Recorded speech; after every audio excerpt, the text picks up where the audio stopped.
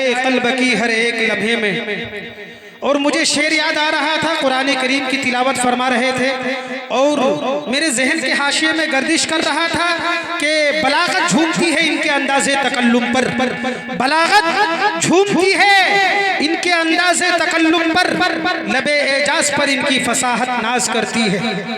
मुअज़्ज़ज़ सामीन, जो जैसा उसके साथ बात वैसी ही करनी चाहिए, इसलिए कि कलाम अल्लाह का, कुरान अल्लाह का और बातें अल्लाह से, जैसा अल्लाह का हक वैसे उसका कुरान का हक आपने अदा किया अल्हम्दुलिल्लाह। और जैसे कारी साहब ने कुरान करीम की तिलावत की और आपने उसको बगौर समात फरमाया, जिसके बारे में अल्लाह तबारक व तआला ने कुरान मुक़द्दस में फरमाया, व इज़ा क़रअतल कुरान फस्तमिऊ लहू व अंसितू लअल्लकुम तुरहमून, कि ए लोगों, जब कुरान करीम को पढ़ा जाए तो उसे गौर से सुनो, गौर से नहीं बल्कि कान लगाकर सुनो, लअल्लकुम तुरहमून, ताकि इस कुरान करीम के सुनने की बरकत से, इस कुरान करीम की तिलावत की बरकत से, लअल्लकुम तुरहमून, ताकि अल्लाह ताला तुम पर रहम कर दे, ताकि अल्लाह ताला तुम पर रहम कर दे। भाई कुरान ये पढ़ रहा था, सुनने की जरूरत हमें क्या है? कुरान ये पढ़ रहे थे, तिलावत ये कर रहे थे, सवाब इनको मिलना चाहिए था, लेकिन जो कुरान करीम जिसने पढ़ा, जितना सवाब इनको मिला उससे भी ज्यादा कहीं सुनने वाले को मिला। ये कुरान का है, ये कुरान का फैज़ है, ये अल्लाह का फैजान है। कुरान जो पढ़ता है और आप उसको गौर से सुनते हैं तो पढ़ने वाले से ज्यादा सवाब सुनने वाले को मिलता है।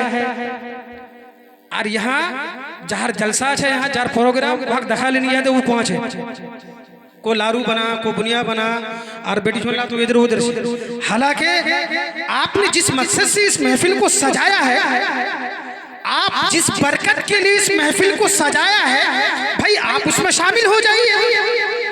इसलिए कि सबसे बड़ी बात इस वक्त यहाँ पर यह है कि भाई यहाँ पर अल्लाह और उसकी रसूल की बातें हो रही है। भाई उस निकाह की बरकत से हम लोग यहाँ पर बैठे हैं, और जब यहाँ पर हम लोग दुआएं करेंगे, कुरान करीम की तिलावत होगी, तो भाई यहाँ पर ट्रांसफार्मर सही रहेगा तो भाई उधर सप्लाई सही जाएगा। यहाँ से मामला अगर गड़बड़ हो गया तो उधर भी पूरी दुनिया जल के राख हो जाएगा। मसला ये है, अगर इधर का मामला सक्सेस नहीं हुआ तो उधर अनसक्सेस हो जाएगा।